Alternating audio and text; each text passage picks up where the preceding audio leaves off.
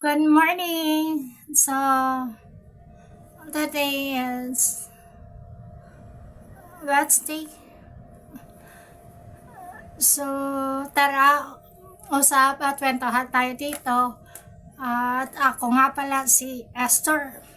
Esther Villa Box.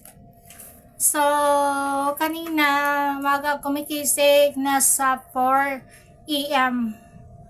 Baka tapos ang devotional ako ng konti.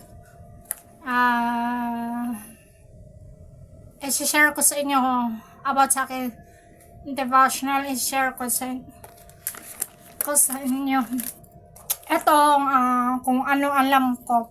So eto asami na ito yung pinaka na importante na mensahe. Ang sabi dito, we can feel tempted to be disappointed in God when we feel or let ourselves down. Minsan tayo, diba, naging disappointed sa Kanya dahil lang sa maraming failures, diba? Yung mga failures natin, parang hindi natin gusto, hindi natin matanggap, diba? Parang nagkaroon tayo ng disappointment sa Kanya. So, dapat pala maging pampasalamat kay naging-failure ka. So, maaga ako kumigising. Yan. So, pagkatapos ng devotional, naglilinis ako sa bahay. Ayan. Tinatapos ko talaga hanggang 7.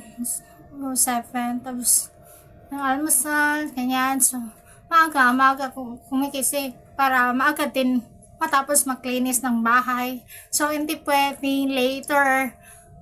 Kung later alam mo naman yung mabilis yung oras kapag later, may hapon ka maglinis, di ba? Mabilis ka mapagod. So, may time ka, may ginagawa ka, mga pinaka-importante na gagawin. So, ang masasabi ko dito, hindi pwede later. Hindi pwede later. Hindi pwede mamaya. So, dapat gagawin mo. Dapat tapusin mo yung ginagawa mo. So, dapat tapusin mo talaga kung anong kailangan mong tapusin. So, yan lang yung chika at i-share ko sa inyo. Thank you for watching. Maraming salamat po sa pakikinig. Ulitin ko po, thank you for watching.